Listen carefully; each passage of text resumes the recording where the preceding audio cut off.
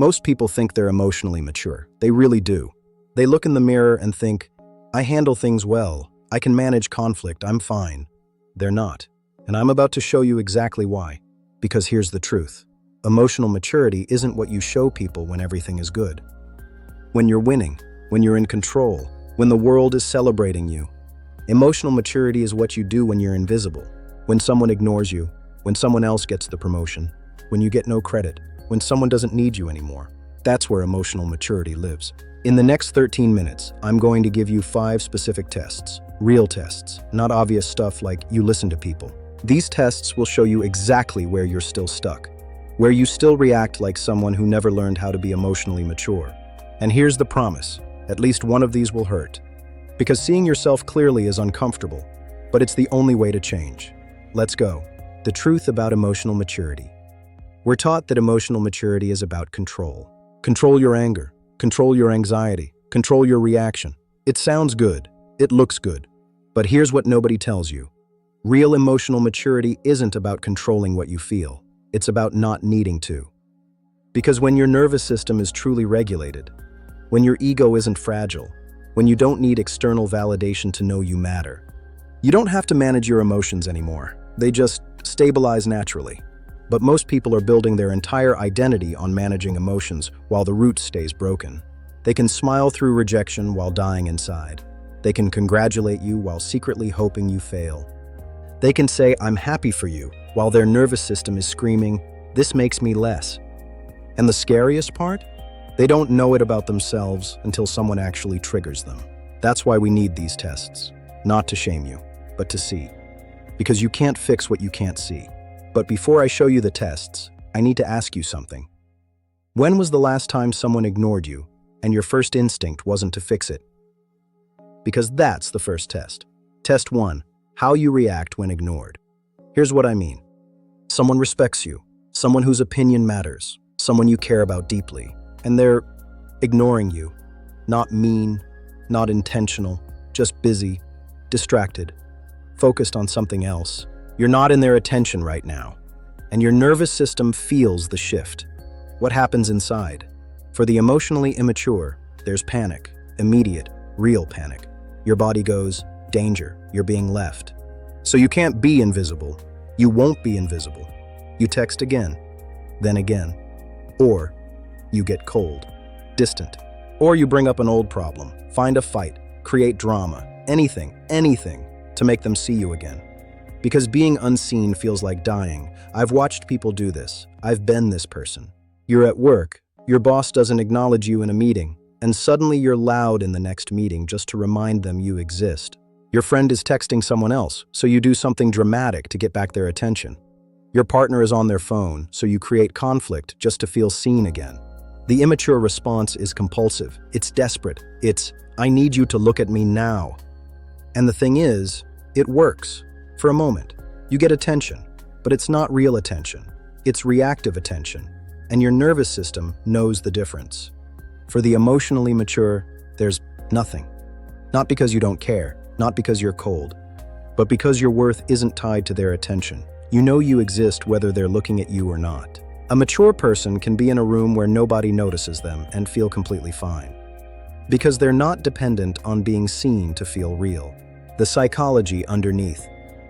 This comes from a simple equation your nervous system learned early. Attention powered safety. If someone is focused on you, you're safe. You matter. You won't be abandoned. So when attention withdraws, the body reads it as danger. They're leaving. You're being erased. And the nervous system panics. Most people fight that panic by getting attention back. Create drama. Be impossible to ignore. It feels like strength. I'm standing up for myself. But what you're actually doing is proving you can't handle being invisible. The mature nervous system learned something different. I exist whether someone is looking at me or not. No panic, no urgency, just solid ground underneath you. But ignoring is just the first test, because there's something even more revealing, something that happens when someone else wins. Test 2. What you feel when someone succeeds. Here's the second test. Someone gets the promotion, the job, the opportunity, the recognition. It was between you and them, and they won. What's your first genuine feeling? not the one you show, not the congratulations you perform. What does your body actually feel? For the emotionally immature, there's envy, sometimes subtle, sometimes sharp, sometimes it's pure rage. And here's where most people get stuck. They hide it. They smile big. Congratulations. They post about it. I'm so proud of you. But inside, there's a calculation happening. Why them and not me? What do they have that I don't? I could have done it better. And sometimes, they quietly hope the person fails. Because if that person fails, the envy goes away. The threat disappears. I know this because I've been there. You get beaten out for something you wanted, and you feel yourself getting cold toward that person. Not consciously, it's automatic. Suddenly you notice their flaws more. You find reasons why their win wasn't that impressive. You start making subtle comments. Yeah, but did you hear about the politics involved? Lucky timing, honestly. Good for them, but they're not actually that talented. It's all unconscious, but it's there. And the envy doesn't go away. It just festers. For the emotionally mature, there's actual happiness, not performed, not conditional. Because their success says nothing about your value. Because your sense of progress isn't measured against them. It's measured against yesterday's you. A mature person can see someone get promoted and genuinely feel glad. Not because they're fake nice, but because there's no threat, no comparison, no ranking. Their win is just their win. The psychology underneath. This is about how your nervous system measures your worth. For the immature, my value, how I compare to others. So when someone succeeds, your brain reads it as, they're higher status now, that means I'm lower, that means I'm less. And envy is the body's response to that threat. The immature response is to hide the envy and become subtly cold. Sabotage, hope they fail, make comments. The mature response is to have no envy to hide. Because maturity means their success has nothing to do with my value. This is the leap most people never make, because it requires a nervous system that knows I am enough, without comparison, without ranking, without winning against someone else. We're halfway through. And the third test is where things get uncomfortable, because it touches something you've probably never admitted. Test 3. When you're misunderstood and nobody corrects it. Here's what I mean. You say something. Someone hears it wrong, interprets your intention incorrectly, and they don't ask for clarification. They just believe the wrong thing. Now you find out. They think something false about you. Do you correct it? For the emotionally immature, yes, immediately, desperately, compulsively. You need them to understand. You can't stand the misunderstanding. You'll spend hours explaining, proving, defending. Because being misunderstood activates a deep shame, and shame is unbearable. Think about this. You make a joke that lands wrong. Someone thinks you meant something mean. You cannot let them leave thinking that. So you explain, and explain, and explain. No, what I meant was, you get frustrated because they're not getting it. And they're thinking, why is this person so desperately trying to convince me? The immature person needs the world to understand them correctly to feel okay. I've done this. You're trying to explain a comment to a friend, and they're rolling their eyes, but you keep going. But what I meant, because the misunderstanding feels like character assassination. Like they're seeing the wrong version of you. And if they leave with the wrong version, you don't exist the way you should exist in their mind. Sometimes you clarify, sometimes you don't. It depends on whether it matters. If it matters for the relationship, you'll address it, calmly once. I think there was a misunderstanding. Here's what I meant. And then you let it go. Because you don't need their understanding to feel okay about yourself. Someone could believe something untrue about you, and you could still feel solid. Because your sense of self comes from inside, not from outside reflection. The psychology underneath. This is about shame and identity fragility. When you're misunderstood, it activates a core fear. If they believe this, who am I? Your identity has been dependent on their perception, so you compulsively correct it. But maturity means you know who you are regardless of how others perceive you. You could be completely misunderstood by someone, and you could still feel like yourself. Because the image of you inside your own head is solid. It doesn't move when someone's opinion shifts. That's emotional maturity. The immature person needs the world to see them correctly to feel real. The mature person feels real, so they don't need the world to confirm it. Now, this fourth test is going to feel different because it's about something you probably never even realized was a problem. Test 4. When you don't get credit. Here's the fourth test. You do something good, something meaningful, something that took real effort, and someone else gets the credit. Maybe they weren't even there. Maybe they were in the right place at the right time. Maybe they mentioned it to someone and people thought they did it, and you get nothing. No recognition, no acknowledgement, no, hey, great work, just silence. What do? For the emotionally immature, you can't let it go. You have to make sure people know it was you. So you bring it up, casually. Yeah, I actually came up with that. You mention it to other people. You drop hints. You might even directly claim credit. Actually, I did that. And if they push back, you get defensive. I'm just saying what happened. But really? You can't stand being invisible for your work. Because being unseen for something you did feels like it didn't happen, like you don't exist. I watched someone do this at a company. They did beautiful work on a project. Their boss took credit in front of the CEO. And for weeks, they were bringing it up. Every conversation. Yeah, well, I actually was the one who... They couldn't move on because the not being seen was unbearable. For the emotionally mature, you know you did it. That's enough. The recognition would have been nice, would have been deserved, but you don't need it to feel proud of yourself. You can do meaningful work and nobody ever know, and you'd still feel good. Because the satisfaction is internal. The validation comes from knowing you did it, not from others knowing. The psychology underneath. This comes from a validation addiction. You were taught your value, external recognition. So when recognition is absent, you feel like you don't have value, and you compulsively seek it to feel real again. The immature person is dependent on being seen to believe they did good work. The mature person knows they did good work, and that's the entire validation. This is why mature people can volunteer, can help anonymously, can do things nobody will ever know about, because the satisfaction is internal, not external. But none of these compare to the fifth test. This one is the deepest. This one is going to hit different. Test 5. When someone doesn't need you anymore. This is the one that reveals everything. Someone was dependent on you.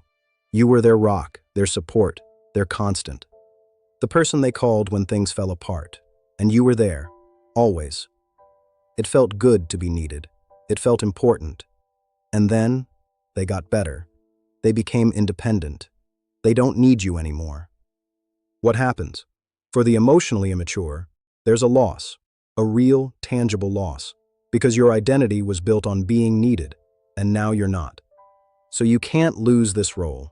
You sabotage. Maybe you bring up old problems. You know you're not actually doing as well as you think. Maybe you create new crises, find new ways they need you. Maybe you get cold, withdrawn, punishing. Oh, you don't need me. Fine, I'm leaving. Or maybe you just keep helping, keep inserting yourself, even when they've clearly moved forward. I've seen parents do this. Their kid gets healthy, stable, independent, and suddenly the parent is creating problems, emergencies, drama, because without being needed, they disappear. Or I've seen partners do this. One person gets therapy, gets stronger, stops needing the other person's constant rescue, and the helper suddenly becomes critical, controlling, sabotaging the progress. Because the dynamic that held them together was, I am the strong one, you are the broken one. If that breaks, they break. Here's what reveals the deepest truth. The help was never real help. It was control disguised as care. It was an attempt to make sure the person stayed dependent, because if they ever became independent, the helper would cease to exist. For the emotionally mature, there's sadness maybe. The role changes. You're not their constant rock anymore. But there's genuine happiness for their growth, because you never needed to be needed. You helped because they needed it, not because you needed to be the helper. You can see someone grow beyond you and feel genuinely glad, because your identity isn't fused with the role. You're not the helper. You're just a person who helped. And now that role is done, and you're still you. The psychology underneath. This is about identity fusion with a role. For the immature, I am the helper, the supporter, the fixer. That's not a role. That's who they are. So when the role ends, they panic because they think they're disappearing. But maturity means you can play any role, and when the role is done, you're still you. Because your identity isn't a role, it's a presence, and that presence is there whether someone needs you or not. Here's what most people don't understand. The immature person helps conditionally. I'll be here for you, as long as you need me. The minute you don't need them, the deal breaks. The help becomes judgment. You should still need me. Why don't you need me? But the mature person helps unconditionally. I'm here for you, and I'll be glad when you don't need me anymore. Because the mature person's identity doesn't depend on being needed. Now you've seen 5 tests, and at least one of them made you uncomfortable because you recognized yourself. But here's what you need to understand. Emotional maturity is not what you show. It's not the confidence you project. It's not how well you handle yourself in public. Emotional maturity is what you don't do. You don't need to perform stability because you actually are stable. You don't need to hide your envy because you're not comparing yourself anymore. You don't need to compulsively correct misunderstandings because you know who you are. You don't need to claim credit because you know what you did. You don't need to be needed because you're not dependent on a role.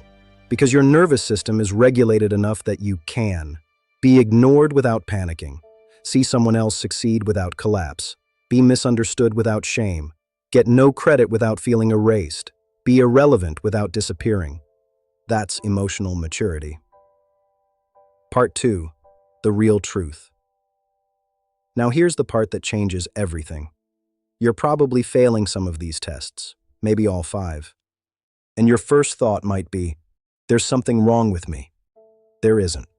Here's the truth. You're not failing these tests because you're weak. You're not failing because there's something broken in you. You're failing because nobody ever taught you how to pass. The people who raised you, they were doing the best they could with nervous systems that were also dysregulated. Your parents probably panicked when you weren't looking at them. Your teachers probably needed students to succeed to feel like good teachers. The people around you modeled desperate attachment, conditional love, conditional help. And you learned that. You learned attention, safety. You learned my value, how I compare to others. You learned I exist when someone needs me. And those lessons made sense. They worked in that environment. But now they're keeping you stuck, keeping you reactive, keeping you dependent on external circumstances for your internal stability. And here's what I want you to know. The path forward isn't willpower. It's not trying harder. The path forward is nervous system regulation. It's rewiring the part of you that learned those lessons. You can become the person who doesn't need these things, but it requires seeing what you're actually doing first. Part 3. What changes when you pass these tests? Because here's what happens when you start to regulate.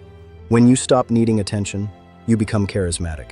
Because people feel how little you need from them, and they're drawn to that, to someone who's complete without them. When you stop envying, you become a real friend. Because your friends can succeed without you secretly hoping they fail. Because you can celebrate them without measuring yourself. When you stop needing to be understood, you become secure. Because you're not dependent on external validation of who you are. Because you know who you are inside. When you stop needing credit, you become a real leader. Because you're not threatened by others shining. Because you can lift people up without needing recognition. Because you're genuinely proud of your team, not secretly competitive. When you stop needing to be needed, you become actually helpful. Because your help isn't conditional on someone staying broken. Because you genuinely want to see people become independent. Because the help is real, not control. This is what changes. Not because you become colder, but because you become real. The test isn't about failing or passing. It's about seeing. Seeing where you're still dependent, where you still react, where you still need. Because you can't change what you can't see. And most people walk around their entire lives without ever seeing this. They never realize, oh, I only help people so they'll be grateful. They never realize, oh, I only feel confident when someone depends on me. They never realize, oh, I need external validation because I don't have internal conviction. They just keep repeating the same patterns. Attracting the same people, creating the same dynamics. But once you see it, everything changes. Because maturity isn't something you do. It's something you become when you finally see what was actually happening all along. And here's the beautiful part. Most people don't fail these tests because they're broken. Most people fail because nobody ever showed them they were failing. Nobody ever made it safe to see. Nobody ever said, look, this is what's happening, and it's fixable. So if you're watching this and one of these tests hit you, if you recognized yourself in one of these patterns, drop in the comments which test caught you off guard. Test 1, test 5? Which one made you think, oh, that's me? Because saying it out loud is the first step. Seeing it is the foundation. Understanding it is the change. And I'm telling you, you're not broken. You were just raised in a system that taught you to be dependent. But you can learn to be independent. You can rewire. You can become emotionally mature. It starts with seeing. It starts with this. Thank you for watching.